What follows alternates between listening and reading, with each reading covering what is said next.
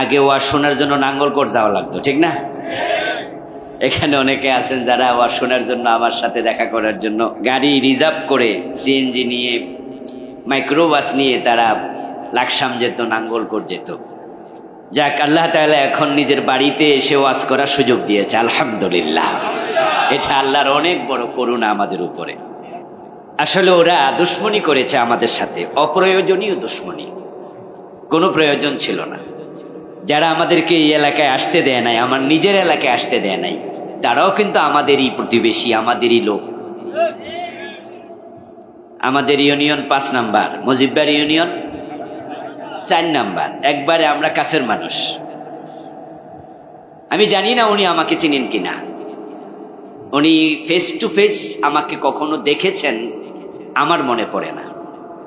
হয়তো তিনি শুনে শুনে বিরোধিতা করেছেন, কারণ আমি তো ক্লাস 6 থেকেই এলাকায় থাকি না, লেখাপড়া করেছি দাখিল পর্যন্ত সুফুয়া মাদ্রাসায়, তারপরে আলিমে উঠে চলে গেলাম ধামতি আলিয়া, এরপরে চাকরিটাও ওদিকে ব্রাহ্মণবাড়িয়া 2 বছর একটি ফাজেল মাদ্রাসার লেকচারার ছিলাম, তারপরে চলে গেলাম 2003-এ ঢাকায়।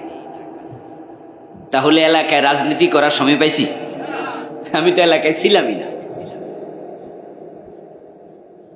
তাহলে আমার সাথে দুশমনিটা একবারে অমূলক, অপ্রয়োজনীয়। এক যুগের বেশি সময় আপনাদের সাথে এভাবে বসার আমরা সুযোগ পাই নাই, কিন্তু আল্লাহর শুকরিয়া, যারা আমাদেরকে এলাকায় আসতে দেয় নাই, আল্লাহ তাদেরকে দেশ ছাড়া করে দিয়েছেন। তবে এর পিছনে আমাদের কোনো হাত নাই। তারা বলতে পারবে না যে আমরা দৌড়াইছি, বরং তারা নিজেরা পলাইয়া গেছে, ঠিক না? কোরআন মাজিদে আল্লাহ তাআলা বলেছেন, ইন্নাহু লা ইউফলিহুজ জালিমুন, নিশ্চয় জালেমরা কখনো সফল হতে পারে না, তারা ব্যর্থ হয়েছে। এই জুলুমটা শুধু আমার উপর চালায় নাই, এদেশে ইসলামপন্থী অসংখ্য আলেমের উপর জুলুম চালাইছে। আমাকে তো শুধু এলাকায় আসতে দেয়নি ওয়াজ করতে, কিন্তু বাড়িতে আসছি, বাড়িতে আসতে মানা করে নাই। হয়তো এটাও ভাবছে করুণা, মানা করলে কি করতে পারবা, কিন্তু আল্লামা সাইদিকে তো ধরে জেলখানা রেখে দিয়েছে, ঠিক না? জুনাইদ বাবু নগরী রাহেমাহুল্লাহ, বয়োবৃদ্ধ আলেম, উনাকে অ্যারেস্ট করে রিমান্ডে নিয়ে পিটাইয়া 2 হাঁটু অচল করে দিয়েছে।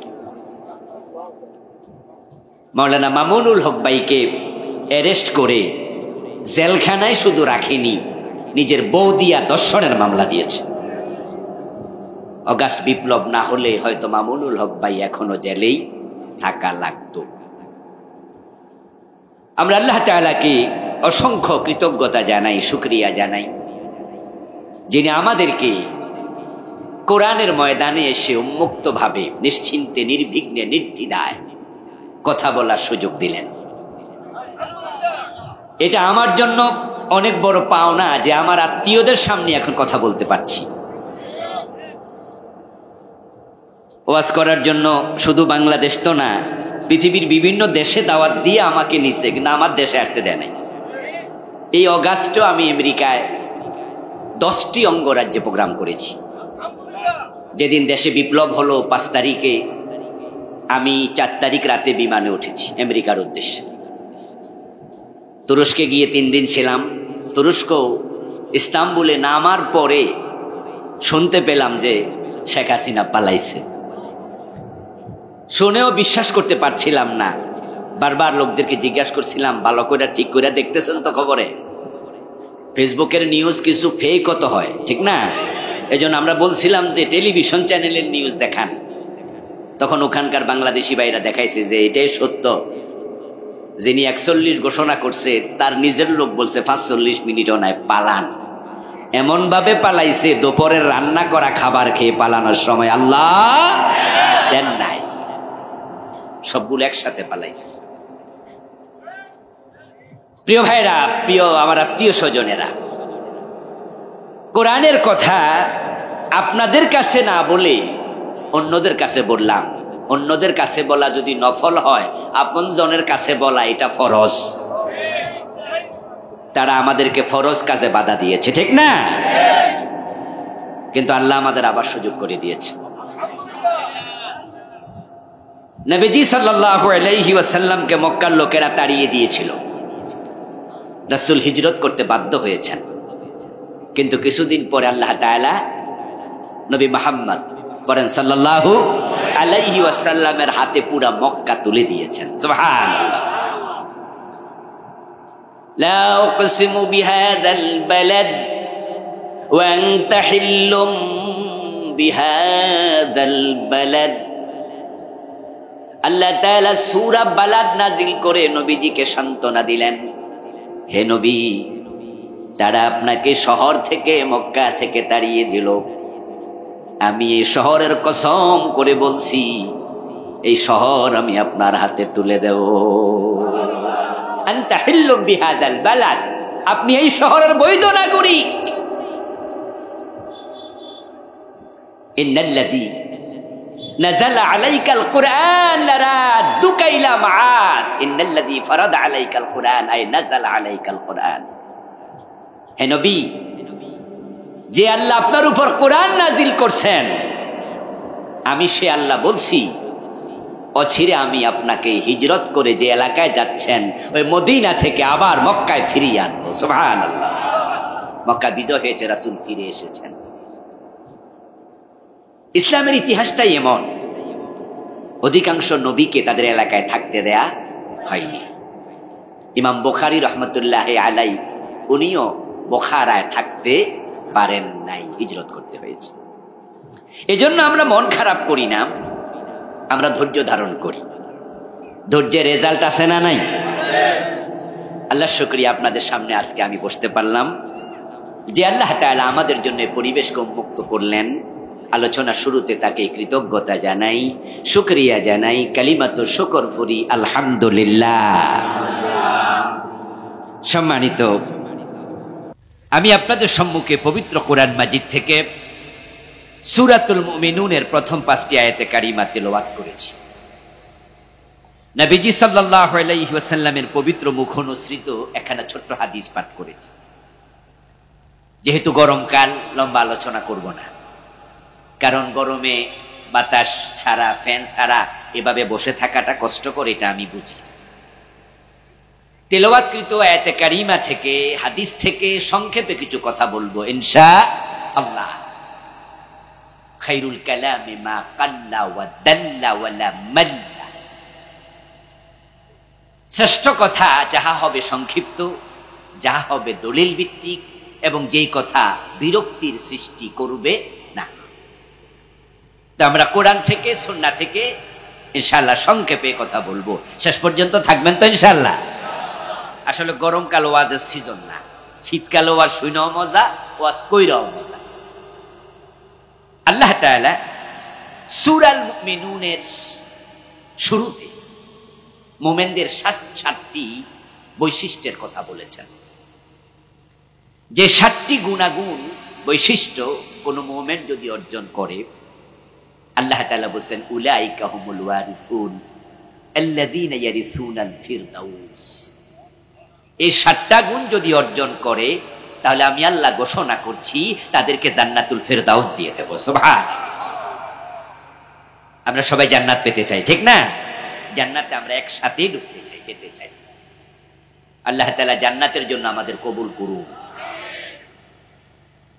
আল্লাহ তাআলা সূরাল মুমিনুনের প্রথম আয়াতে কারিমাতে সুসংবাদ দিয়ে বলেন, কাদ আফলাহাল মুমিনুন। যারা মুমিন তারা সফল হয়ে গেছে। সফল হবে না সফল হয়ে গেছে, অতীতকালের সত্য। আল্লাহ যাহা বলেন তাতে কোনো সন্দেহ নাই। মুমিন সফল হয়ে গেছে, এর মানে হচ্ছে মুমিনের সফলতা ঠেকানোর ক্ষমতা কারো নাই।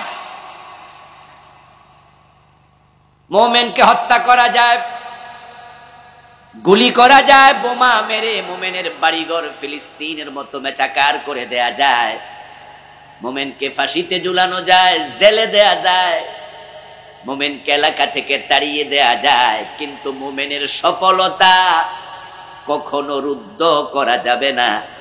আল্লাহ বলে মুমিন সফল, সুতরাং সফলতা ঠেকানোর ক্ষমতা কোন জালেমের নাই। মুমিন সফল আল্লাহ তাআলা বললেন, অথচ আজকের পৃথিবীতে মানুষের সংখ্যা প্রায় 800 কোটি। তার মাঝে 200 কোটির কাছাকাছি হলো মুমিন মুসলিম, আর বাকি 650 কোটি বা 600 কোটি হলো কাফের। তার মাঝে পৃথিবীতে কাফেররা মাইরি খায় না মুমিনরা মাইরি খায়? আল্লাহ বলে তারা মাইরি খাইয়াও সফল। পৃথিবীতে দেশ আছে মোট 226টা, তার মাঝে স্বাধীন দেশের সংখ্যা 195টা। জাতিসংঘের সদস্যপদ পেয়েছে এমন কয়টা? এমন দেশের সংখ্যা 195-র মাঝে প্রায় 5টা বাদ দিতে হবে, বাকি সবগুলো। এই 226টা দেশের মাঝে মুসলমান দেশের সংখ্যা 65টা, তার মাঝে ওআইসির সদস্য 57। তো 226টা দেশ থেকে 65 দেশ বাদ দিলে বাকি কাফের দেশ অনেক, 200-র কাছাকাছি। কাফের দেশ পৃথিবীতে সবচেয়ে বেশি, কিন্তু আপনাদেরকে আমি প্রশ্ন করি, মুসলমানরা কাফের দেশে আক্রমণ করছে এমন পৃথিবীতে কি একটা দেশ দেখাইতে পারবেন? কোন মুসলমান কাফের দেশে আক্রমণ করছে? পাবেন না।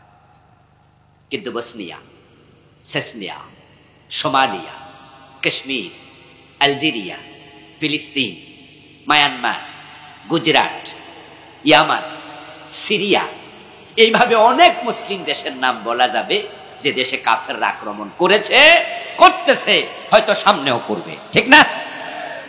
মুসলমানরা আক্রান্ত। ইরাকের সাদ্দাম কি আমেরিকা আক্রমণ করছিল না আমেরিকা ইরাক আক্রমণ করছিল? আপনি দেখবেন যে মুসলমানরাই আক্রান্ত। তাম পৃথিবীতে মুসলমান যেখানে মাইর খায় সেখানে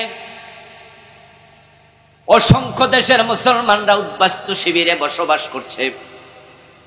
আমাদের দেশেও তো 12 থেকে 15 লাখ রোহিঙ্গা মুসলমান কক্সবাজার উখিয়া সীমান্তে তারা ভিক্ষুকের মতো দিনাতিপাত করছে।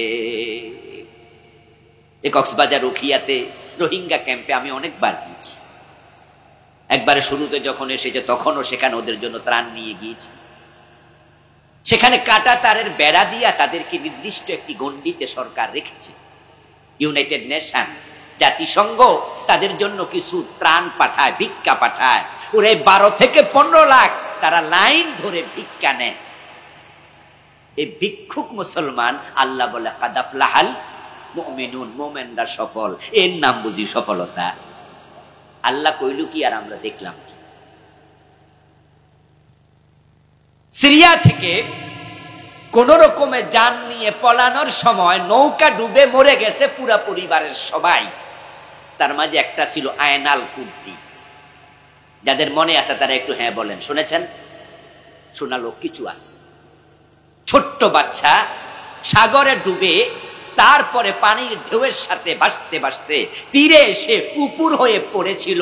লাল একটি টি শার্ট গেঞ্জি গায়ে ছিল। এই ছবিটা তাম পৃথিবীতে ছড়িয়ে পড়েছিল। কয়েকদিন পর্যন্ত ফেসবুকে আয়নাল কুর্দির ছবি ছিল সবচেয়ে বেশি ভাইরাল। যে মুসলমানরা পালাইতেও পারে না, সমুদ্রে ডুবে মরে, ভিক্ষা করে খায়, উদ্বাস্তু শিবিরে। আল্লাহ বলে তারা সফল। ব্যাপারটা আসলে কি? গত 1 বছরে ফিলিস্তিনে মুসলমান হত্যা করা হয়েছে প্রায় 1 লক্ষ। এমনও দিন গিয়েছে একদিনে 2-3 হাজার মুসলমানকে বোমা মেরে শেষ করে দিয়েছে। আল্লাহ বলে সফল। আমরা দেখি পৃথিবীর সবচেয়ে ধনী ইলন মাস্ক, টেসলা কোম্পানির মালিক। ইলন মাস্ক সে কি মুসলিম নাকি অমুসলিম? যারা জানেন তারা বলেন।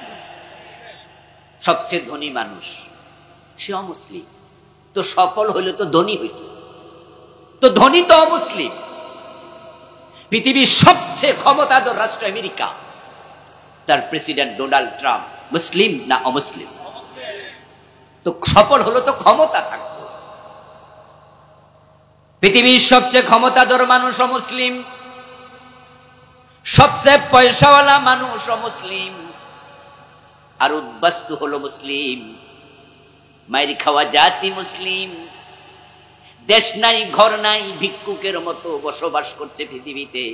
শত শত উদ্বাস্তু শিবিরে অমুসলিম। অথচ আমার আল্লাহ বলে কাদ আফলাহাল মুমিনুন, যারা মুমিন মুসলিম তারা ব্যর্থ নয়, তারা সফল। তাহলে বোঝা গেল আমরা যা সফলতা মনে করি আল্লাহর কাছে সেটা সফলতা নয়। আমরা মনে করি পয়সাওয়ালা মানি সফল, আমরা মনে করি ক্ষমতাওয়ালা হওয়া মানি সফল হওয়া। আসলে মোটেও তা নয়, বরং সফলতার নাম হলো আল্লাহর জান্নাত পাওয়া। কাদ আফলাহাল মুমিনুন, তার অর্থ হলো যারা মুমিন তারা জান্নাতি। সুবহানাল্লাহ পড়ে, যেটা সূরাল মুমিনুন কে আল্লাহ শুরু করলেন 11 নম্বর আয়াতে গিয়ে বলেন উলাইকা হুমুল ওয়ারিসুন আল্লাযীনা ইয়ারিসুনাল ফিরদাউস। 10 এবং 11 এই দুই আয়াতে সফলতার ঘোষণা। আল্লাহ বলছেন যে যারা মুমিন হবে তারা নামাজি হবে, যারা মুমিন হবে তারা যাকাত দেবে, যারা মুমিন হবে লজ্জাস্থানের হেফাজত করবে, যারা মুমিন হবে তারা ওয়াদা খেলাপ করবে না, যারা মুমিন হবে তারা আমানতের খেয়ানত করবে না, ইত্যাদি ইত্যাদি গুণ যদি থাকে এই মুমিনদেরকে আমি জান্নাত দিয়ে দেব। সফলতার নাম হলো জান্নাত। তাহলে কি দাঁড়ালো? যে জান্নাত পায় নাই সে সফল না ব্যর্থ। আমরা মনে করি টাকাওয়ালা মানুষ, পয়সাওয়ালা মানুষ, ক্ষমতাওয়ালা মানুষ, তাদের পিছনে কত লোক জিন্দাবাদ দেয় এবং তারা এসি বাড়িতে এসি গাড়িতে চলে, এসি অফিসে অফিস করে, তারা সফল মানুষ। হযরত ওমর বলেন তুমি ভুল ভেবেছো। ওমর ইবনুল খাত্তাব বলেন মান ইতাজ্জা বিমাকানিহি فلينظر إلى فرعون ومن اعتز بماله فلينظر إلى قارون ومن اعتز بنسبه فلينظر إلى أبي لهب إنما العزة بالتقوى قال تعالى وتلك الجنة التي نورث من عبادنا من كان تقيا سبحان الله পড়েন ভাই। ওমর ফারুক অদ্য দুনিয়ার সম্রাট ছিলেন। আমাদের দেশে তো নির্বাচন করে যখন মাগরিবের পরে ভোট গণনা শেষ করে রেজাল্ট ঘোষণা দেয়, যিনি এমপি হন, চেয়ারম্যান হন, মেম্বার হন, তিনি মোবাইল হাতে নিয়ে আপনজনকে প্রিয়জনকে খবর দেয় আমি পাস। ফাস শব্দের বাংলা অর্থ হলো সফল হওয়া, আর ফেল অর্থ কি? ব্যর্থ হওয়া। তিনি এমপি হয়েছেন, তিনি চেয়ারম্যান হয়েছেন, তিনি অন্যকে জানাচ্ছে উনি পাস, উনি সফল। হযরত ওমর বলে তুমি ভুল বুঝেছ, তোমার এমপি হওয়া, মন্ত্রী হওয়া, চেয়ারম্যান হওয়া, ক্ষমতা পাওয়ার নাম সফলতা না। যদি তাই হতো তাহলে ফেরাউন সফল ব্যক্তি থাকতো, সে মিশরের প্রেসিডেন্ট ছিল। অথচ বলুন তো ফেরাউন কি সফল না ব্যর্থ? ফেরাউন একজন ব্যর্থ মানুষ। তার ব্যর্থতার নিদর্শন পৃথিবীর উপরে এখনো আছে কিনা? সে পানিতে ডুবে মরেছিল, কিন্তু তার লাশটা এখনো আল্লাহ পচতে দেন নাই, গলতে দেন নাই। ফেরাউন কি সাগরে একা ডুবে ছিল না সাথে সঙ্গী ছিল? সবার লাশ পচে গেছে, ফেরাউনের লাশ। আল্লাহ তাআলা বলেন আল-ইয়াওমা নুনাজ্জিকা বিবাদানিকা লিতাকুনা লিমান খালফাকা আয়া। ও ফেরাউন, তোকে পানিতে ডুবালাম, সুবায়া মারলাম, কিন্তু তোর লাশ আমি পানিতে গলতে দেব না, হাঙ্গর তিমি কাউকে খেতে দেব না, তোর লাশটাকে আমি রেখে দেব, যেন পরবর্তী প্রজন্ম তোকে দেখে শিক্ষা নেয়। তুই ক্ষমতাওয়ালা ছিলি কিন্তু তুই সফল হতে পারিস নাই। মিশরের সে প্রেসিডেন্ট ফেরাউন এখন একটা গালির নাম। ফেরাউন শব্দটা একটা গালি। যদি কেউ কাউকে বলে তুমি ফেরাউন, সে সাথে সাথে ফিরাই দেখো না তুই ফেরাউন, মানে নিতে চায় না। যদি সদরি কয়, বইয়া কয়, হাজি সাহেব কয়, খুশি খুশি লাগে না? যে হজ করে না হেরো যদি আপনি ভুলে কইলেন যে হাজি সাহেব, দেখবেন যে কেমন খুশি খুশি ভাব। কোনদিন যদি কেউ হাজি না ওরে আপনি হাজি কন, হে কোনদিন কইছিনি যে আমি হাজি না তুমি হাজি? না, এটা ফিরাই দেয় না, এটা বরং খুশি হয়। টুপি মাথার দিয়া, পাঞ্জাবি গায়ে দিয়া কাদুর বাজার গেছেন, কেউ আপনারে মনে করছে আপনি মাওলানা, অথচ আপনি মাদ্রাসাই পড়েন নাই। আপনারা যদি কয় মাওলানা সাহেব একটু কথা শোনেন, দেখবেন যে কি মজা মজা লাগবে, যারা আমাদের মাওলানা কুসি রে। কিন্তু ফেরাউন কইলে ওই ফেরাউন সাহেব এদিকে আইন, কি কইলি, ঠিক না? এই জন্য ওমর বলেছে সে সফল না, সে ব্যর্থ। আল্লাহ তাআলা জমিনের উপর তাকে রেখেছেন, তার লাশটাকে বাহারে আহমার লোহিত সাগরে ভাসিয়ে রেখেছিলেন 31 বছর, পৌঁছতে দেন নাই। মিশরের কায়রো জাদুঘরে তার লাশটা এখনো আছে। 8-10 বছর আগে আমিও গিয়েছিলাম মিশরে, তার লাশ নিজের চোখে দেখে এসেছি, শটান শুয়ে আছে একটা বক্সের ভিতরে। এবং বাহারে আহমারের যে জায়গায় তার লাশ পাওয়া গিয়েছিল 31 বছর পরে, ওই জায়গাটা আমি গিয়েছিলাম। একবারে তুরে সাইনা যাওয়ার পথে কায়রো থেকে 250 থেকে 300 কিলোমিটার দূরে তার লাশ যে অংশে ভেসে উঠেছিল, আল্লাহ তাআলা তার লাশ পৃথিবীর উপর রেখে আমাদেরকে বুঝায়, তোমরা যারা এমপি মন্ত্রী, তোমাদের ক্ষমতা ফেরাউনের মতো হয় নাই। সে যদি ব্যর্থ হয়, তাকে যদি আমি আল্লাহ পানিতে চুবাইতে পারি, উল্টা পাল্টা চলিও না, তোমাদেরকে পানিতে চুবানোর ক্ষমতা আল্লাহর আছে না নাই?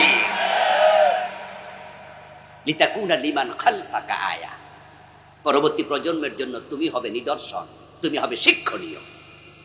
আসলে ফেরাউনের ডুবে যাওয়ার মাঝে আমাদের জন্য অনেক শিক্ষা আছে। কোরআন কোন ইতিহাসের কিতাব নয়, কিন্তু কোরআন ইতিহাসের আলোচনা আছে না? ফাতাবিরু ইয়া উলিল আলবাব, ফাতাবিরু ইয়া উলিল আবসার। কোরআনে আল্লাহ বিভিন্ন স্টাইলে বলেছে, ও জ্ঞানীরা, ও জ্ঞানীরা, চিন্তাশীলেরা, এই কাহিনী থেকে শিক্ষা গ্রহণ করো। আপনাদের কাছে আমি একটু জানতে চাই প্রিয় ভাইয়েরা, ফেরাউন যখন পানিতে ডুবলো তখন কি সে ক্ষমতায় ছিল না পদত্যাগ করছিল? ঘুমে ছিল না সজাগ ছিল? একা ছিল না সৈন্য ছিল? দেখেন আল্লাহর কুদরত, দেখেন সজাগ রেখে, ক্ষমতায় রেখে। যে সৈন্যরা তাকে বাঁচাতে চায়, চারদিকে এসএসএফ রাখে, বডিগার্ড রাখে, তাদেরকে সাথে নিয়েছিল। আল্লাহ তাদেরকে শুদ্ধ পানিতে ডুবাইয়া আমাদেরকে বুঝায়, আমি যখন ধরি কোন বডিগার্ড তোরে বাঁচাইতে পারবে না।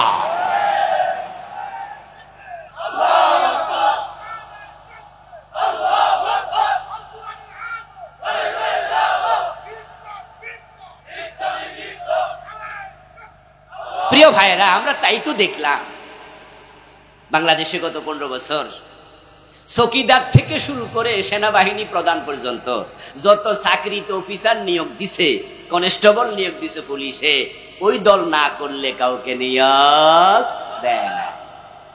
পুলিশি ভেরিফিকেশন, বাড়িতে এসে খোঁজ নিত কোন দল করে। যদি খালাতো ভাইয়ের, বইনের, জামাইয়ের, শালার দুলাভাই জমাত করছে, এটাও চাকরি দিচ্ছে না। কই যে জমাতের গন্ধ আছে, বিএনপির গন্ধ পাইলে চাকরি দেয় না, ঠিক না? সব জায়গায় দলীয় লোকদেরকে বসাইল, একবারে চৌকিদার থেকে শুরু করে প্রধান বিচারপতি পর্যন্ত, সেনাবাহিনীর প্রধান পর্যন্ত। কিন্তু ক্ষমতায় থাকতে পারছে? থাকতে পারছে? আল্লাহু আকবার, আল্লাহু আকবার। ইন্নাল্লাহা আলা কুল্লি শাইইন কাদির, আল্লাহ সব ক্ষমতার মালিক। আন্নাল কুওয়াতা লিল্লাহি জামিআ, একটু আওয়াজ দিয়ে বলুন তো, সকল ক্ষমতার মালিক কে? জনগণ ক্ষমতার মালিক নাকি? আল্লাহ দেখাই দিচ্ছে। সেনাবাহিনী প্রধান আপনার জেনারেল ওয়াকার, উনি হচ্ছে জেনারেল মুস্তাফিজের জামাই, আমাদের সাবেক প্রধানমন্ত্রীর বোন জামাই, ফুফাতো বোন জামাই। ও বেটা ছিল আরো 4-5 গ্রেডের নিচের অফিসার, উনার সিনিয়র ছিল 4-5 জন। ওদেরকে ডিঙ্গাইয়া তাকে সেনাবাহিনী প্রধান বানিয়েছে, কারণ নিরাপত্তার জন্য আত্মীয় হলে সুবিধা একটু বেশি, ভরসা করা যায়। সিনিয়রদেরকে ডিঙ্গাইয়া জুনিয়রকে প্রধান বানানো হলো, এবং তারা ঘোষণা করেছিল ভিশন 2041, 2041। দাসমানের মালিক বলে না, জেনারেল ওয়াকার যা যাইয়া তোর বোনেরে কইয়া দেয় 41 সন দূরের কথা 45 মিনিট নাই। হযরত ওমর বলছেন ক্ষমতার সাথে সফলতার সম্পর্ক নাই। তাহলে ওমরের কথা ধরে আমরা একটা বিষয় বুঝলাম, এমপি হওয়া, মন্ত্রী হওয়া, চেয়ারম্যান মেম্বার হওয়ার নাম সফলতা না। এবার যারা পয়সাওয়ালা মানুষ তাদের দিকে আসেন, ওমর বলছে, মানি তাজ্জা বিমালিহি, যে ব্যক্তি পয়সাওয়ালা হইয়া মনে করে আমি সফল, আমি সম্মানিত, ফালিয়ানজুর ইলা কারুন, ফারুক আজম ওমর বলে সে যেন কারুনের দিকে তাকায়। কারুনের নাম আপনারা শুনেছেন? আহারে, পৃথিবীতে এর চেয়ে ধনী মানুষ খুব কম ছিল। সূরাতুল কাসাসে আল্লাহ তাআলা কারুন প্রসঙ্গে আলোচনা করতে গিয়ে বলেছেন, ওয়া আতাইনাহু মিনাল কুনুজ, আমি কারুনকে গুপ্তধনের ভান্ডারগুলো খুলে দিয়েছিলাম। সূরাতুল কাসাসে আল্লাহ বলেন কারুন এত পয়সাওয়ালা ছিল যে তার লকার, আলমিরা, টাকা রাখার যে বক্স, এগুলোর যে চাবি ছিল, তালা ছিল, ওই তালার চাবি বহন করার জন্য একদল লোক নিয়োগ দিয়েছিল। এত বেশি চাবি ছিল, চাবির ভারে তাদের গর্দান নুয়ে যেত। এবার বলুন তো, সে কারুন কি সফল না ব্যর্থ? আল্লাহ তার টাকা পয়সা, ধন সম্পদ সব সহ মাটির নিচে ধসে। কারুনের বাড়ি ছিল যে জেলায়, সে জেলার নাম ফাইয়ুম। সেটাও কায়রো থেকে 350-400 কিলোমিটার কম বেশি দূরে। আমি কারুনের সেই অংশ দেখতেও গিয়েছিলাম। দেখি বিশাল এক সমুদ্রের মতো জলাশয়, নর্দমার মতো পানি। আজহার বিশ্ববিদ্যালয়ের 3 জন ছাত্র, 3-4 জন আমার সাথে গিয়েছিল। তাদেরকে নিয়ে ঘুরতে গিয়ে দেখি ওই জলাশয়ে কিছু নৌকা ওই এলাকার মানুষরা চালাচ্ছে, টুরিস্টদেরকে ঘোরায়। তা আমি ওদেরকে বললাম যে ভাই, এত বড় জলাশয়, এত বড় সমুদ্রের মতো, ওই পার দেখা যায় না, ওইটা কত দূর একটু বলো তো। জিজ্ঞাসা করার পরে পুরা এক নৌকাওয়ালা বলল, ওই পার কত দূর আমিও জানি না, জীবনে যাই নাই। এই সবটা হচ্ছে কারুনের নিজের সম্পত্তি, তার চারণ ক্ষেত্র, তার মিল, তার ইন্ডাস্ট্রি, তার জায়গা জমি, সব আল্লাহ সবটা সহ একসাথে মাটির নিচে বসে। আপনার পয়সা আপনাকে বাঁচাতে পারবে না, পয়সাতে বাঁচাতে পারে না। সেটা তো আমরা বাংলাদেশের দরবেশ দেখেছি, দাড়ি কামাইয়া বাঁচতে পারে নাই, পালাতে পারে নাই। এ সালমান এফ রহমান বাংলাদেশের ব্যাংকগুলোকে তলাবিহীন চুরি বানিয়ে দিয়েছে। সম্পদ আপনাকে আল্লাহর আযাব থেকে বাঁচাতে পারবে না। সফলতার নাম টাকা নয়, সফলতার নাম ক্ষমতা নয়। তাহলে সফলতা কোথায়? সফলতা আছে তাকান হযরত বেলালের দিকে। বেলাল হচ্ছে সফল। ইন্নামাল ইজ্জাতু বিত্তাকওয়া। ফারুক আজম বলেন, তাহলে তুমি সফল যদি হতে চাও, তাহলে তাকওয়ার মাঝে সফলতা আছে, ঈমানের মাঝে সফলতা আছে। যার ঈমান আছে, তাকওয়া আছে, আমার রব বলেন ওয়াতিলকাল জান্নাতুল্লাতী নুরিসু মিন ইবাদিনা মান কানা তাকিয়া। যারা মুত্তাকি হয়, আমি আল্লাহ তাদের জন্য জান্নাত বানাইছি। মুমিন মুত্তাকি জান্নাত পাবে। জান্নাত পাওয়ার নাম সফলতা। হযরত বেলাল সে অর্থে সবচেয়ে সফল মানুষ। উনার হাতে কি ফেরাউনের মতো ক্ষমতা ছিল? উনি তো ছিলেন একবারে ক্ষমতাহীন একজন মানুষ। উনি ছিলেন দাস। উনার বাবা ছিল দাস, উনার দাদাও ছিল দাস। ওই ইথিওপিয়ার মানুষ, দাসের ঘরের দাস, গোলামের ঘরের গোলাম, বাপ চাচা সব গোলাম। এবং এত গরিব ছিলেন যে হযরত বেলাল রাদিয়াল্লাহু তাআলা আনহু থাকার মতো কোনো ঘর ছিল না। উনি থাকতেন মসজিদে নববীর বারান্দায়। রাসূলুল্লাহ 70 জনের মতো সাহাবী মসজিদে নববীর বারান্দায় বসবাস করছেন, যাদেরকে বলা হতো আহলে সুফফা। হযরত বেলাল তাদের একজন। থাকার জন্য ঘর নাই, খাওয়ার জন্য খাবার নাই। হযরত বেলালের টাকা নাই, পয়সা নাই, ক্ষমতা নাই। কিন্তু আমরা সবাই জানি বেলাল কি ব্যর্থ না সফল? সবাই বলুন না, বেলাল ব্যর্থ না সফল? তো টাকা পয়সা তো নাই, কেমনে সফল? আমার রাসূল মেরাজ থেকে ফিরে এসে বলেন, বেলাল, আমি মেরাজের রাতে জান্নাতে ঢুকেছি, আমার আগে আগে তোমার পায়ের শব্দ শুনেছি। বেলাল রাদিয়াল্লাহু তাআলা আনহু দুনিয়া থাকতে জান্নাত পেয়ে গেছে। তাহলে জান্নাত পাইলে সফল হওয়া যায়, ঠিক না? সফলতার নাম জান্নাত। আমরা সবাই জান্নাত পেতে চাই, কিন্তু জান্নাত চাইলে পাওয়া যায় না। যদি জান্নাত চাইলে পাওয়া যেত তাহলে হিন্দুরাও জান্নাত পেত।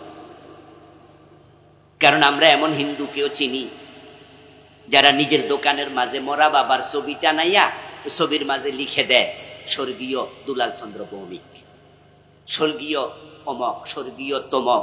এমন লেখা কি আপনাদের নজরে পড়ে নাই? এ মুন্সিবাজার গেলেও হয়তো পাবেন। স্বর্গীয় শব্দের অর্থ কি? জান্নাতি, বেহেশতি। স্বর্গে যাবে না গেছে। স্বর্গীয় অর্থ হলো সে স্বর্গে অলরেডি গেছে আর পোলা দোকানদারি করতেছে, মানে বাবারে স্বর্গে পাঠাইয়া ছেলে দোকানদারি করতেছে।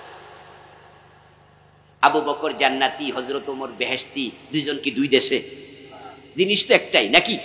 আরবিতে বলে কি? জান্নাত। বাংলায় বলে বাগান, ইংরেজিতে বলে হেভেন, ফার্সিতে বলে বেহেশত। সংস্কৃতি শব্দ হলো স্বর্গ।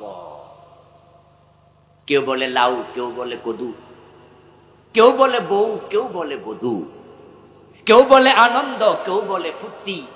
তারা বলেছিল ভাস্কর্য, আমরা বলেছি সেটাই হলো মূর্তি। মনে আছে তো? ওদেরকে আমরা বলেছি মূর্তি বানাইও না, মূর্তি বানাইও না। দেশে 4000 কোটি টাকা খরচ করে তারা শত শত মূর্তি বানিয়েছে। বঙ্গবন্ধুর মূর্তি, অমুকের মূর্তি, তমুকের মূর্তি। আমরা বলেছি মুসলমানের দেশে মূর্তি বানাইও না।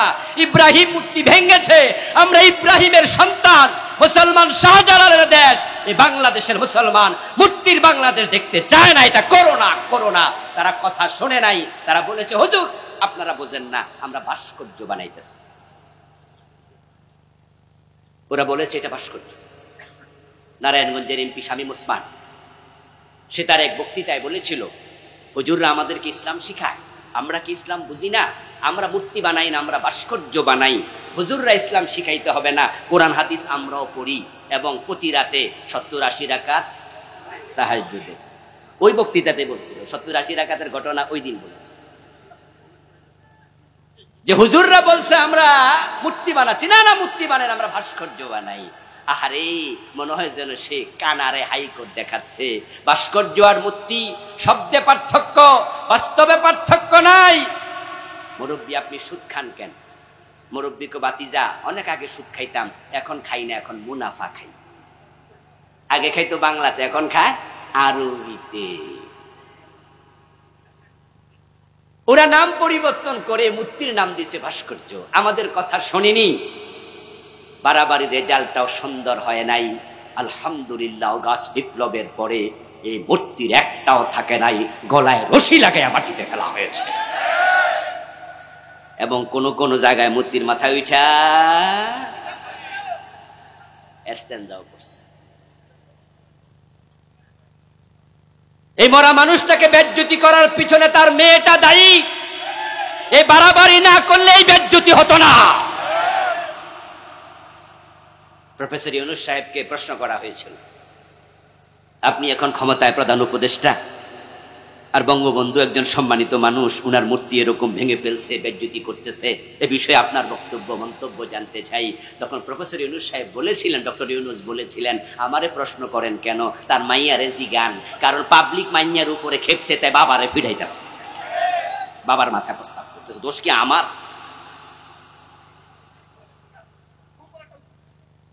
আপনাদের কাছে আমার জিজ্ঞাসা, হযরত শাহজালাল কি মূর্তি বানাইছে না ভাঙছে? ইব্রাহিম আলাইহিস সালাম বানাইছে না ভাঙছে? মক্কা বিজয়ের পর প্রিয় নবীজি মক্কায় রক্ষিত 360টি মূর্তি রেখেছেন না সরাইছেন? মুসলমানের কাজ কি মূর্তি বানানো না সরানো?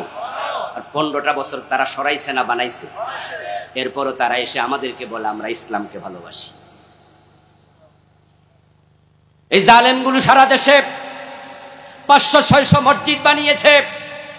ওই মসজিদ বানিয়ে আমাদেরকে ধোঁকা দিতে চেয়েছে, তারা বুঝাতে চেয়েছে তারা ইসলামকে ভালোবাসে। তারা আমাদের ভোট পাওয়ার জন্য মসজিদ বানাইছে, আর ইন্ডিয়া সাপোর্ট পাওয়ার জন্য মাদ্রাসার বইয়ের ভিতরে মন্দির ঢুকাইয়া দিছে। 2024-এর বই।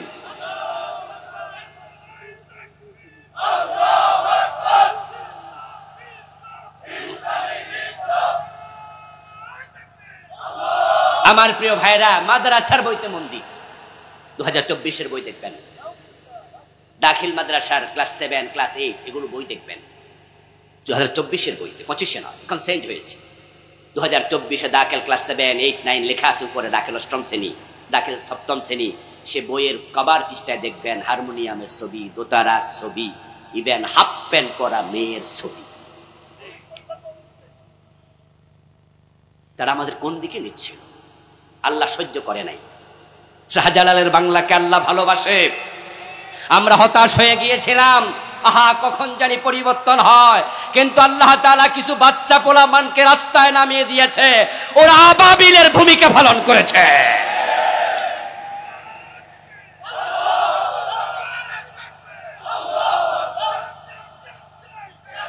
আমার প্রিয় ভাইরা, আলহামদুলিল্লাহ, সফলতার নাম জান্নাত, ক্ষমতা নয়। হযরত বেলাল জান্নাত পেয়েছে, তাই গরিব হওয়ার পরও তিনি সফল।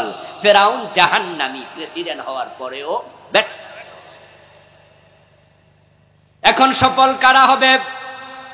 আল মুমিনুন, প্রথমটাই হলো যারা মুমিন। এর মানে দাঁড়ালো যার ঈমান নাই, জান্নাত পাওয়ার কোনো সম্ভাবনাই নাই। ঈমান যদি না থাকে, মুমিন বলার কোনো সুযোগ আর নাই।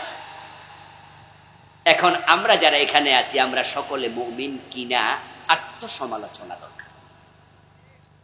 আমরা অনেকে মনে করি কালেমা যেহেতু পড়ছি তাহলে তো আমি মুমিন। আমি বলবো দোস্ত, কালেমা পড়লে যদি মুমিন হয়, তাহলে কাদিয়ানির মুয়াজ্জিন সে কাফের হবে কেমনে? কাদিয়ানির মুয়াজ্জিন কি আজানের মাঝে কালেমা পড়ে না? আশহাদু আল্লা ইলাহা ইল্লাল্লাহ, এটা কি আজানের ভিতরে নাই? আশহাদু আন্না মুহাম্মাদার রাসূলুল্লাহ, আজানের মাঝে কি কালেমাটা নাই? তো কাদিয়ানির মুয়াজ্জিন তো কানে আঙ্গুল দিয়া আজানের মাঝে কালেমা পড়ে দিন 5 বার। তেহরে কাফের বলেন কেন? এই কালেমা পড়া কাফের হলো কেমনে? এই কোরআন মাজিদ যখন বঙ্গানুবাদ করে গিরিশচন্দ্র সেন, ফা'লাম আন্নাহু লা ইলাহা ইল্লাল্লাহ, এই আয়াত কি পড়ে নাই, লিখে নাই, গবেষণা করে নাই? কিন্তু এই কালেমা পড়ে কি সে গিরিশচন্দ্র মুমিন হইছে? যদিও আমরা মনে করি কালেমা পড়লেই মুমিন, তবে মুমিন হওয়ার জন্য কালেমা পড়া লাগে। কালেমার নাম মুমিন হওয়া নয়, ঠিক উপাস থাকার নাম রোজা নয়। তবে রোজা রাখতে উপাস থাকা লাগে। জামাইর লগে ঝগড়া কইরা বউ 2 দিন ভাত খায় না, রোজার সওয়াব পাইয়া গেছে, ঠিক না? কেন? উপাস ছিল, উপাস তো ছিল। উপাস থাকার নাম রোজা না।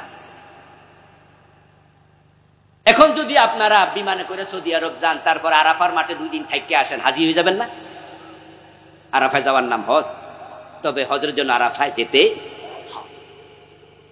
কালেমা পড়ার নাম মুমিন না, মুমিন হওয়া না, ঈমান না।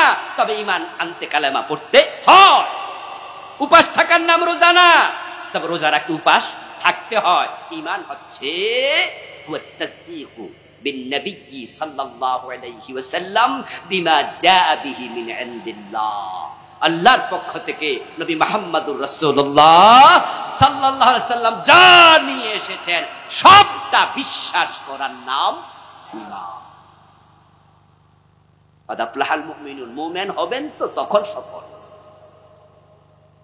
কাদিয়ানি ঝামেলা ফাঁকাইলো কোথায়? রাসূল যাহা নিয়ে এসেছিলেন এই কিতাবের মাঝে নবী মুহাম্মদ শেষ নবী, এই কথাটা আছে না নাই? কিন্তু কাদিয়ানিরা এই কথাটা নেয় নাই। অথচ ঈমানের শর্ত হচ্ছে কোরআনে যা আছে সবটাই বিশ্বাস করতেই। আমার প্রিয় ভাইয়েরা, কাদিয়ানিরা একটা জিনিসে ঝামেলা করে ফেলল। আল্লাহ যা বলে সেখানে কোনো প্রশ্ন করা যায় না। আল্লাহ যা বলেন, রাসূল যা বলেন, সেখানে কোনো সন্দেহ করা যায় না। আল্লাহ এবং রাসূল যা বলেন সেটা মানতে কোনো দ্বিধা করা যায় না। ওয়া তাসদীক বিন নবী বিমা জাআ বিহি মিন ইনদিল্লাহ, তিনি যা নিয়ে আসছেন কোনো প্রশ্ন ছাড়া বিশ্বাস করতে হবে, মেনে নিতে হবে, গ্রহণ করতে হবে। কাদিয়ানিরা নামাজ মানলো, রোজা মানলো, হজ মানলো, যাকাত মানলো, সব মানলো, কিন্তু নবী মুহাম্মদকে শেষ নবী মানে না, ঈমান শেষ। এখন সফল মানুষের তালিকায় কাদিয়ানীদের নাম নাই, অথচ তারা 5 ওয়াক্ত নামাজি। কাদিয়ানীদের মাঝে 5 ওয়াক্ত নামাজি আছে না? قال رسول الله صلى الله عليه وسلم ياتي على الناس زمان ইয়াজতামিউনা ফিল মাসাজিদি লাইসা ফীহিম মুমিন। এমন একটা জামানা আসবে যে জামানার মানুষগুলো মসজিদে জামাতের সাথে নামাজ পড়বে, অথচ একটারও ঈমান থাকবে না। কারণ তারা কোরআনের কিছু নেবে, কিছু নেবে না। কাদিয়ানি সব নিছে, শেষ নবী শব্দটা নবী মুহাম্মদের জন্য নেয় না, এটা অন্যের জন্য দিয়ে দিছে। ওরা বলে গোলাম আহমদ কাদিয়ানো নবী। নাউজুবিল্লাহ পড়েন। গোলাম আহমদ কাদিয়ানের জন্ম 1835 সালে, তাহলে আজ থেকে প্রায় 250 বছর আগে। তো 1835 সনে গোলাম আহমদ কাদিয়ান জন্ম নিল। তারপরে বেটা যৌবনে পদার্পণ করলো, হঠাৎ করে একদিন নিজেকে নবী দাবি করলো। অথচ 1450 বছর আগে আল্লাহ কোরআনে বলছে খাতামান নবিয়্যিন, নবী মুহাম্মদ উনি শেষ নবী। সুতরাং 1450 বছর পরে, 1300 বছর পরে আইসা ও নবী দাবি করার সাথে সাথে কোরআনের ওই অংশ গ্রহণ করে নাই, তার ঈমান শেষ। যারা গোলাম আহমদ কাদিয়ানকে নবী হিসাবে গ্রহণ করলো তাদেরও ঈমান শেষ। প্রশ্ন হতে পারে বাকিটা যে মানলো, আর এটুকু নয় মানলো না, বাকিটা তো মানলো। উত্তর হলো কোরআন থেকে যদি এক অক্ষরও বাদ দেয় বাকিটা মাইনা কোনো লাভ নাই। অঙ্কের মতো 10 লাইনের অঙ্ক, 9 লাইন ঠিক লিখছেন, 1 লাইন ভুল লিখছেন, 10-এ কত পাবেন? কথা বলে না ভাইরা, বলেন না কত? কেউ লেখে নাই, সে কত? ইয়েস, কোরআন যে একটুকুও মানে না, হিন্দু বৌদ্ধ খ্রিস্টান তারা কাফের। যদি কেউ 15 পারা মানে, 15 পারা না মানে, সেও কাফের। কেউ যদি 29 পারা মানে, 1 পারা না মানে, সেও কাফের। যদি কেউ 1 অক্ষর না মানে, সেও কি কাফের। ইবলিস শয়তান মোমেন না কাফের? সে আল্লাহর কয়টা আইন মানে নাই? মাত্র একটা। এই আইনটা অমান্য করার আগে ইবলিস কি মোমেন ছিল না কাফের ছিল? কাফের ছিল। বরং সে এমন বড় আবেদ ছিল, ইবাদত করতে করতে কোন কোন আলেম বলেন সে ফেরেশতাদের ওস্তাদের মর্যাদা পেয়েছে, মুআল্লিমুল মালায়েকা পেয়েছে। আপনাদের কাছে আমি একটা জিনিস জানবো, দেখি উত্তর কতটুকু সহি হয়। ইবলিস কি ফেরেশতা নাকি জিন? সুবহানাল্লাহ, সকলের উত্তর সঠিক হয়ে গেল। 2-1 জায়গায় ফেঁসও লাগে, দেখি কেউ কেউ ফেরেশতাও মনে করে। ইবলিস কানা মিনাল জিন। কোরআনে আল্লাহ ইবলিসের পরিচয় দিয়েছে সে জিন জাতির সদস্য। অথচ আদম আলাইহিস সালামকে আল্লাহ যেখানে বানালেন, বানানোর আগে এবং পরে যে কথোপকথন হলো সেটা কি জিনদের সাথে হলো না ফেরেশতাদের সাথে? তো সেখানে ইবলিস গেল কেন? এর উত্তর কি?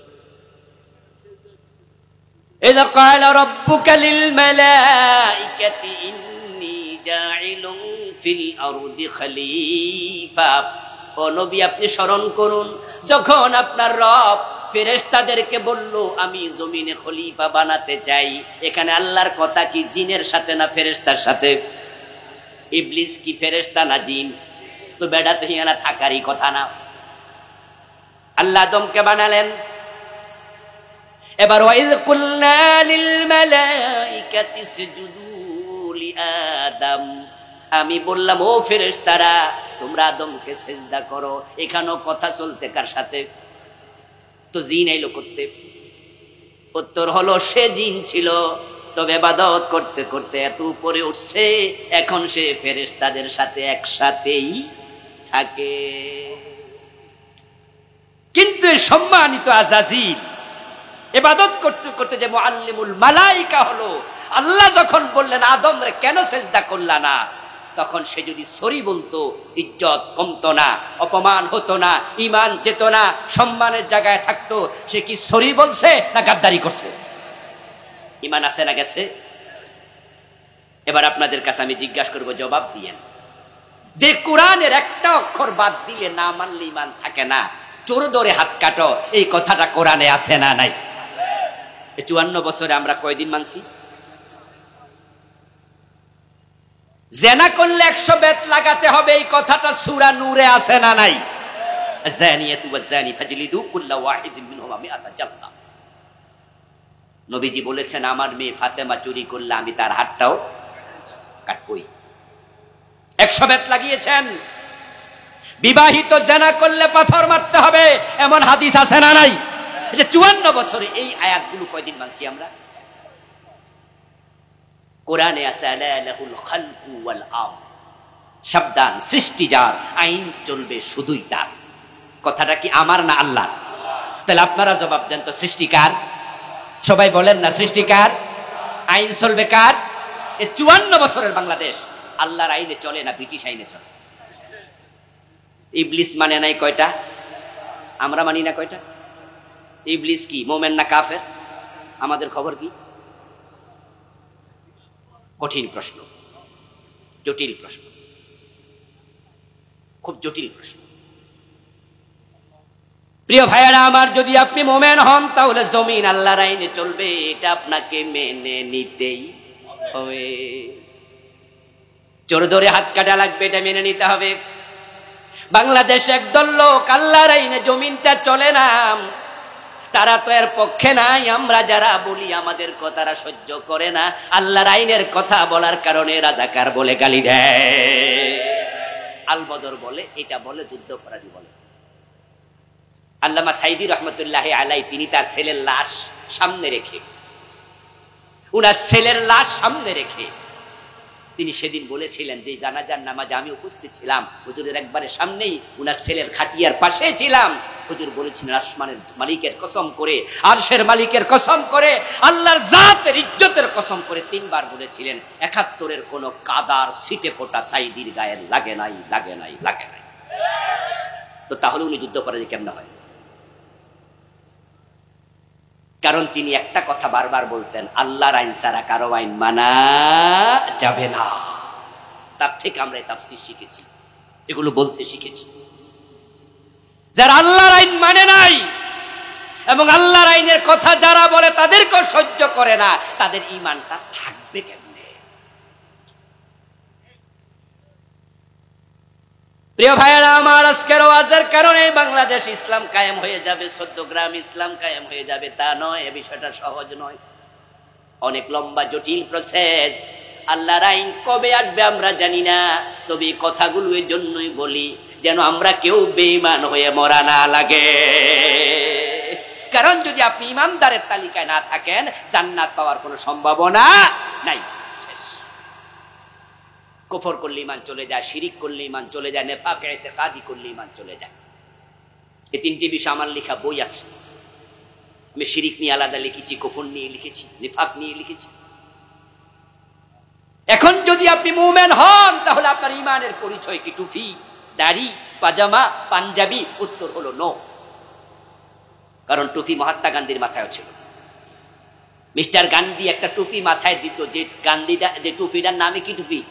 গান্ধী টুপি। আজ থেকে কয়েক বছর আগে দিল্লিতে যেই মেয়র ছিল তার নাম ছিল কেজরিওয়াল। আপনারা গুগলে সার্চ করুন, দেখবেন যে কেজরিওয়ালের মাথার মাঝে টুপি আছে। হিমালয় পর্বত দেখার জন্য নেপাল গিয়েছিলাম। নেপালে গিয়ে আমি এত বেশি টুপি দোকান পেয়েছি যেটা সৌদি আরবও পাই নাই। নেপাল শহরের রাস্তায় মোড়ে মোড়ে টুপি দোকান, তাসবির দোকান। অথচ পৃথিবীতে একমাত্র হিন্দু রাষ্ট্রের নাম হলো নেপাল। সবচেয়ে বেশি হিন্দু যেই দেশে আনুপাতিক হারে সেটা হলো নেপাল। ওই নেপালে টুপি কেন? পরে দেখি যে প্রায় হিন্দুর মাথায় টুপি, কিস্তি টাইপের টুপি পরে। এবার বলুন তো, দাড়ি যদি ঈমানের লক্ষণ হতো, ঈমান আছে কিনা তা বোঝা যেত। রবীন্দ্রনাথের মুখে দাড়ি আছে না নাই? আমার সে ছোট না বড়? অনেক বড়। তাহলে ঈমান যে আছে বুঝবেন কিভাবে? সূরা আল মুমিনুনের 2য় আয়াত, ওয়াল্লাযীনা হুম ফি সালাতিহিম খাশিউন। ঈমান কার আছে কার নাই তার প্রমাণ হচ্ছে শুধু নামাজ। টুপি, দাড়ি, পাজামা, পাঞ্জাবি এগুলো সুন্নাহ লাগবে, কিন্তু এগুলো হিন্দুদের মাথায় পাগড়ি থাকে, টুপি থাকে। মনমোহন সিংয়ের মাথায় পাগড়ি নাই? মুসলিম? মুসলিম নয়। ওয়াল্লাযীনা হুম ফি সালাতিহিম খাশিউন। ঈমান আছে না নাই তার পরিচয় হলো নামাজ। মুমিন যারা সফল তারা নামাজে হবে বিনয়ী। রাসূলুল্লাহ বলেন, মান তারাকা সালাতাম মুতাআম্মিদান ফাকাদ কাফারা। যে ব্যক্তি ইচ্ছা করে নামাজ ছেড়ে দেয় তার ঈমান আর থাকে না, সে কুফরি করলো। সহিহ মুসলিমে আছে قال রাসূলুল্লাহ সাল্লাল্লাহু আলাইহি ওয়াসাল্লাম বাইনাল মারই ওয়া বাইনাশ শিরকি ওয়াল কুফরি তারকুস সালাত। একজন ব্যক্তি মুমিন হলো না মুশরিক হলো, তার প্রমাণ হলো নামাজ ছেড়ে দেয়া। যে নামাজ ছেড়ে দেয় ঈমানদার দাবি করার কোনো অধিকার আর নাই। অথচ আমাদের নিজের ঘরের মাঝে বেনামাজি আছে, কারো কারো আছে কিনা? বাবা নামাজি, ছেলে বেনামাজি, সে বেঈমান। রাসূলুল্লাহ সাহাবারা কোন ব্যক্তি যখন নামাজ ছেড়ে দিত তাকে আর মুমিন মনে করতেন না। দেহের মাঝে মাথা যেমন, ইসলামের মাঝে নামাজ তেমন। দেহ থেকে মাথা আলাদা হলে দেহ বাঁচে না। কোন ব্যক্তি নামাজ ছেড়ে দিলে ঈমান আর বাঁচবে না। ইসলামের অন্যান্য অঙ্গ সারা যায়, ঈমান বাঁচে, সারা সুযোগ আছে। ইসলামের খুঁটি হলো 5টা। তার মাঝে প্রথম খুঁটি ঈমান, এটা দেখা যায় না, এটা কলবে থাকে। তার পরিচয় নামাজ। এরপরে যাকাত। যারা গরিব মুসলমান তাদের উপর কি যাকাত ফরজ হয়?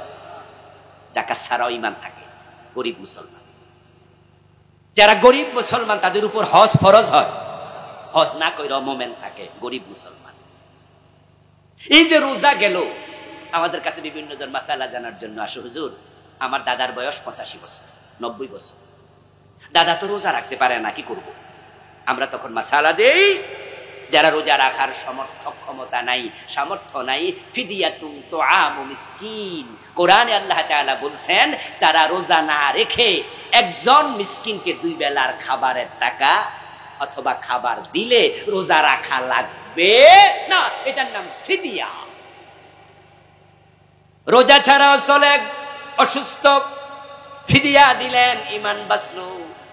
যাকাত ছাড়া চলে, গরিব, যাকাত না দিলে ঈমান বাঁচলো। গরিব মানুষ, হজ ফরজ নাম, হজ না করো ঈমান বাঁচলো।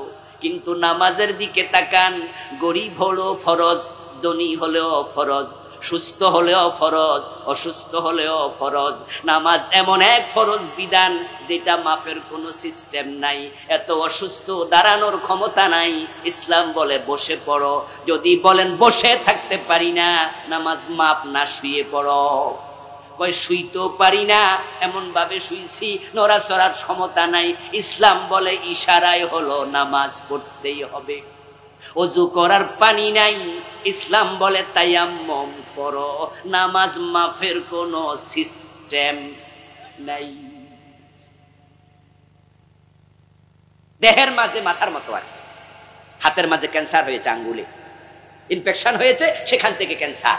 ডাক্তাররা বলে আঙ্গুল কেটে ফেলো, আপনি বলেন ওকে, হাত কেটে ফেলতে হবে, ওকে, রোগী বাঁচবে।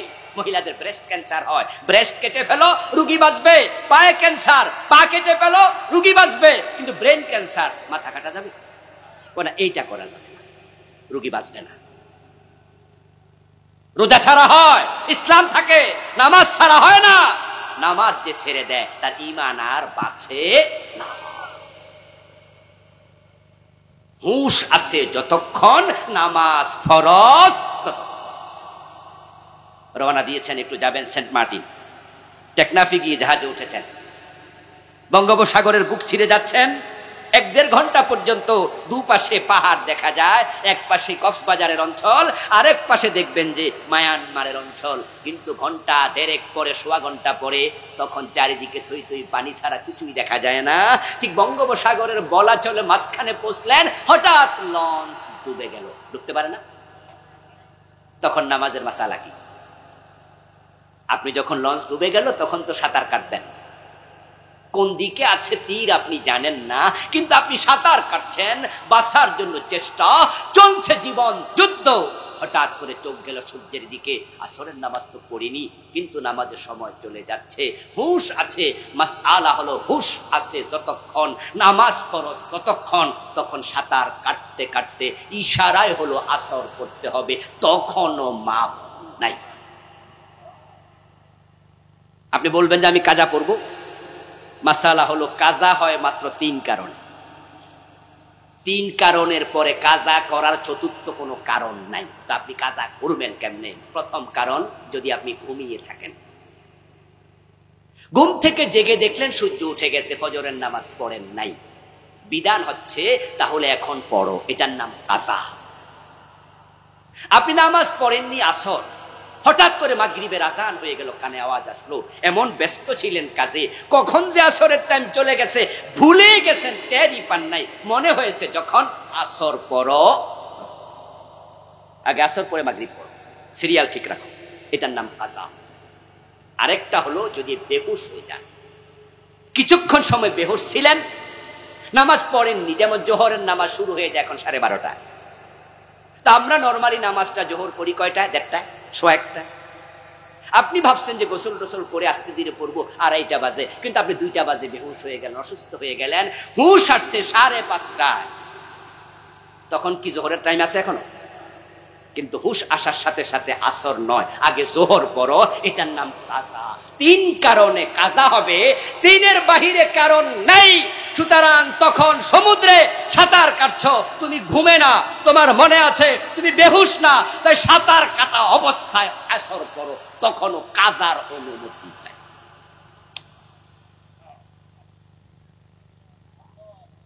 নবীজি ইন্তেকালের সময় যে কথাটা বলে ইন্তেকাল করেছেন সেটা ছিল আসসালাত আসসালাত ওয়া মা মালাকাত আইমানুকুম, নামাজ নামাজ নামাজ নামাজ।